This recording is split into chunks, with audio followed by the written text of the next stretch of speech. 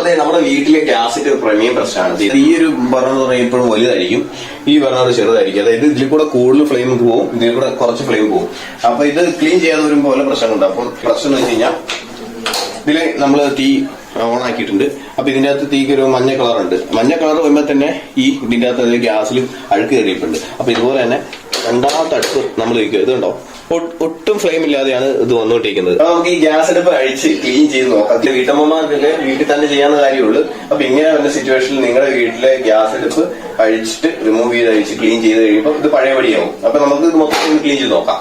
ഈ ഗ്യാസ് കുറ്റി വഴിയിലോട്ട് ഇറക്കുക. നേരത്തെ ഒരു വീഡിയോ പറഞ്ഞിട്ടുണ്ട് ഇതുപോലെ ഹോൾഡ് ചെയ്ത് വെക്കണം, തനങ്ങാത്ത രീതിയിൽ. അപ്പൊ നമ്മൾ ഹോൾഡ് ചെയ്ത് അടുപ്പ് തന്നെ റിമൂവ് ചെയ്യണം. അതിനുവേണ്ടി റെഗുലേറ്റർ ഓഫ് ചെയ്യണം. എന്നിട്ട് അടുപ്പ് റിമൂവ് ചെയ്യണം. അപ്പൊ അടുപ്പ് റിമൂവ് ചെയ്തെടുത്തിട്ടുണ്ട്. ഗ്യാസ് കുറ്റി സേഫ് ആയിട്ട് നമ്മൾ എടുക്കാം.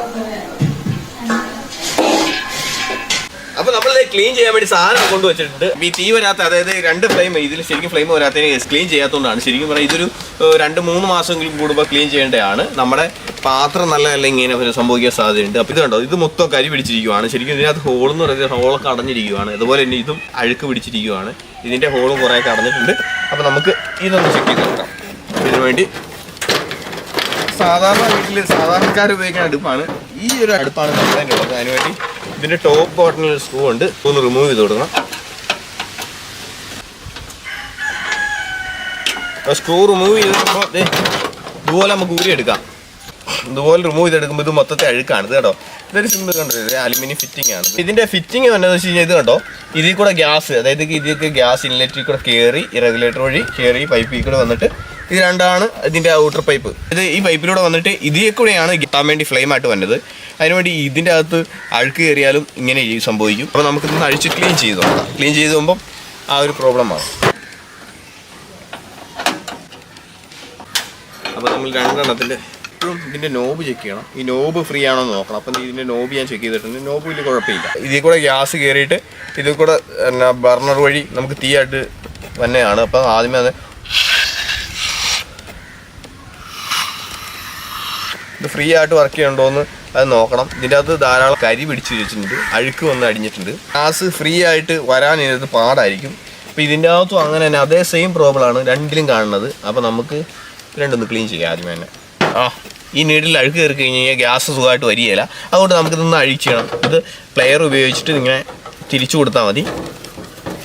ഇതുണ്ടോ, ഈ ഗ്യാസ് ഔട്ടർ പൈപ്പ് ചെയ്യുന്ന ഈ നീഡിൽ നമ്മൾ അഴിച്ചെടുത്തിട്ടുണ്ട്. ഇതാണ് ഇതിൻ്റെ നീഡിൽ, കുഞ്ഞ നീഡിലാണ്. ഇതിൻ്റെ അകത്ത് കരി വന്ന് അടിഞ്ഞു കഴിഞ്ഞാണ്ടല്ലോ ഈ ഗ്യാസ് ഫ്രീ ആയിട്ട് വരികയില്ല. അപ്പോൾ ഇത് കണ്ടോ, നോക്കിക്കഴിയുമ്പോൾ തന്നെ ആ ഓട്ടയിൽ കണ്ടമാനം കരി കയറിയിരിപ്പുണ്ട്. അപ്പോൾ ഇത് ആണ് ഏറ്റവും പ്രധാനപ്പെട്ടത്.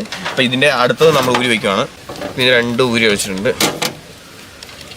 ഇതിൻ്റെ ഉള്ളിൽ കൂടെയാണ് ബർണറിലോട്ട് ഗ്യാസ് ഫ്രീ ആയിട്ട് വരുന്നത്. അപ്പോൾ ഇതിൻ്റെ ഉള്ളിൽ അഴുക്ക് കയറി അടഞ്ഞു കഴിഞ്ഞാൽ വരികയില്ല, ഗ്യാസ് കൃത്യമായിട്ട് വരികയില്ല. ഒന്ന് ക്ലീൻ ചെയ്ത് നോക്കാം ആദ്യമേ തന്നെ. ഇത് തയ്യൽ മെഷീൻ്റെ സൂചിയാണ്. അപ്പോൾ ഈ സൂചി എടുത്തിട്ട് നീഡിൽ ക്ലീൻ ചെയ്യണം ആദ്യം തന്നെ.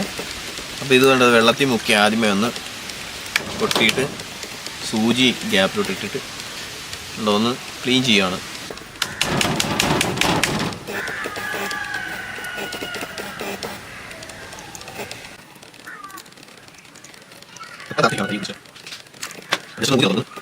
നീഡിൽ സൂചിയൊക്കെ ഇട്ട് ക്ലീൻ ചെയ്ത് വെച്ചിട്ടുണ്ട്.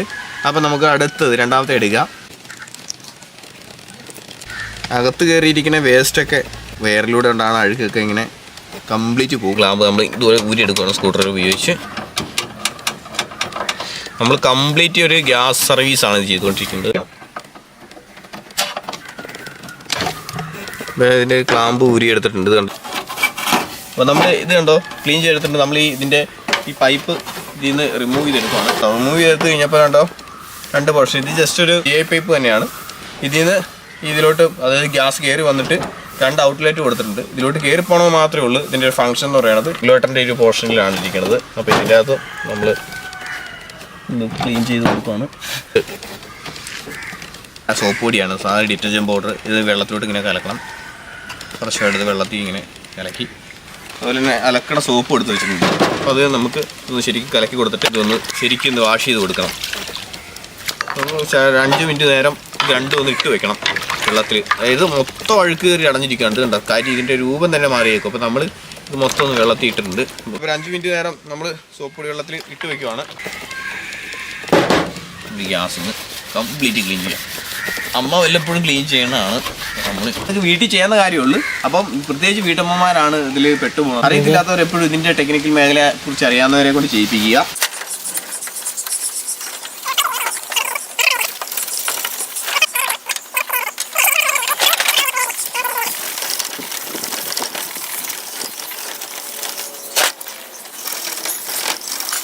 ഒരു റൗണ്ട് കണ്ടോ, ഇത് ഇങ്ങനെ ബ്ലേഡ് പോലെ നിൽക്കുവാണ്. അപ്പോൾ ആരും കൈ മുറിയാൻ സൂക്ഷിക്കണം. അപ്പം എൻ്റെ കയ്യിൽ നിന്ന് മുറിഞ്ഞ് നമ്മൾ ചെയ്യുമ്പോൾ സൂക്ഷിക്കണം, കൈ മുറിയാനുള്ള സാധ്യതയുണ്ട് കേട്ടോ. 2 ബർണറും അഴുക്കായിരിക്കുകയാണ്. ഇതും ഈ സോപ്പ് പൊടി വെള്ളത്തിൽ കഴുകി വയ്ക്കുന്നതാണ്.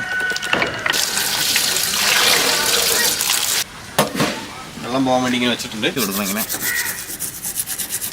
എന്താ തുരുമ്പ് പിടിച്ചിട്ടുണ്ട്. അപ്പം നമ്മളത് കളയാൻ ശ്രമിച്ച് കുറേ കുറച്ചിട്ട് പോണില്ല, ക്ലീൻ ചെയ്ത് വെച്ചിട്ടുണ്ട്. ഇനി നമ്മൾ ചെയ്യേണ്ടതെന്ന് വെച്ചാൽ ഈ ബർണർ ഉണ്ടോ, ഈ ബർണറിൻ്റെ കളർ ഇങ്ങനെ മാറിക്കുകയാണ്. അപ്പോൾ നമ്മൾ ഈ ബർണർ ശരിക്കൊന്ന് കുറച്ച് കഴുകി കൊടുക്കണം. അപ്പം ബർണറാണ് ഒരു ഫോഴ്സായ തീയെ നമുക്ക് സൃഷ്ടിക്കുന്നത്.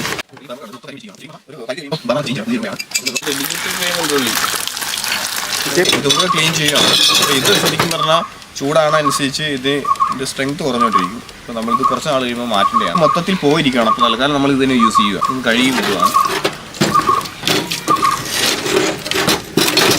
കഴുകി വെച്ചേക്കണത് ഇതൊക്കെ ഇടുന്നെടുത്ത് ഉണക്കാൻ വെച്ചിട്ടുണ്ട്. എന്നാലും കുഴപ്പമില്ല, ഒന്ന് തുടച്ചു കൊടുക്കണം. മൊത്തത്തിൽ ഒന്ന് തുടച്ചു കൊടുത്തിട്ട് ചെയ്ത സംഭവങ്ങളൊക്കെ ഒന്ന് ഫിറ്റ് ചെയ്യുകയാണ് ഇതിലോട്ട്. ആദ്യമേ തന്നെ ഇതിൻ്റെ നോബ്, ഇത് 2 നോബ് എടുത്തിട്ട് എന്താ പൊസിഷൻ അനുസരിച്ച് തന്നെ നോബ് ഫിറ്റ് ചെയ്യണം. നോബ് ഓക്കെ ആണോന്ന് തിരിച്ച് നോക്കണം.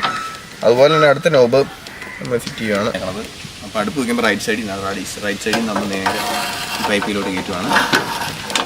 അത് പിടിച്ചു കണ്ടോ കറക്റ്റായിട്ട്. അതായത് ഈ 2 ഹോള് കണ്ടോ, ഈ 2 ഹോളും ഈ പൈപ്പിൻ്റെ അതായത് ഈ റബ്ബർ ബുഷിൻ്റെ അകത്തോട്ടാണ്. ഈ റബ്ബർ ബുഷിൻ്റെ അകത്ത് കൃത്യമായ ഒരു ലോക്കാണ് രീതിയിൽ വെക്കണം നമ്മൾ. ഇത് കണ്ടോ, നമ്മൾ ഇതിൻ്റെ അകത്തോട്ട് കൃത്യമായിട്ട് ലോക്കാണ് ആ രീതി വെക്കുവാണ്. കണ്ടോ സ്ക്രൂ ഡ്രൈവർ യൂസ് ചെയ്തിട്ട് വെച്ചിട്ട് കണ്ടോ, ഇത് ബുഷുണ്ട്. ഈ ബുഷാണ് ലീക്ക് ചെയ്യാതെ നോക്കണത്. അപ്പം ബുഷൊക്കെ കറക്റ്റാണെന്ന് നോക്കിയിട്ട് ക്ലാമ്പ് വെച്ചിട്ട് നമ്മൾ ഈ 2ാമത്തെ അടുപ്പിൻ്റെയും ഇത് ടൈറ്റ് ചെയ്യുകയാണ്. നമ്മൾ പൈപ്പ് ഫിറ്റ് ചെയ്ത് വെച്ചിട്ടുണ്ട്. ഇനി ഇതിൻ്റെ അകത്തോട്ട് നമ്മൾ ഗ്യാസ് തന്നെ നീഡിലിൻ്റെ അകത്തോട്ട് ഫിറ്റ് ചെയ്യുകയാണ്. അതിലോട്ട് നമ്മൾ മുറുക്കി കൊടുക്കുന്നു. 2ാമത്തിലോട്ടും മുറുക്കി കൊടുക്കുന്നു. ഇത് പ്ലെയർ കൊണ്ട് ശരിക്കും ടൈറ്റ് ചെയ്ത് കൊടുക്കണം.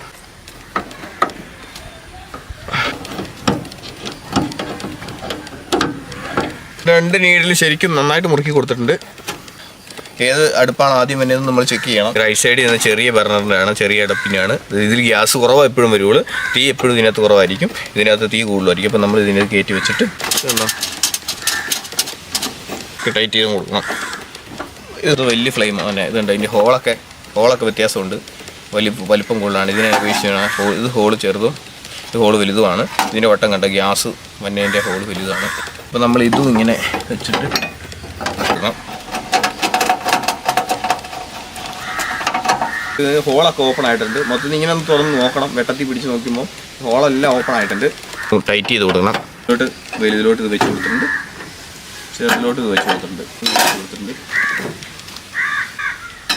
ഇതെങ്കിൽ ഇരുമ്പായതുകൊണ്ട് കത്തനനുസരിച്ച് ഇത് കത്തിൻ്റെ ബലം കുറഞ്ഞുകൊണ്ടിരിക്കും.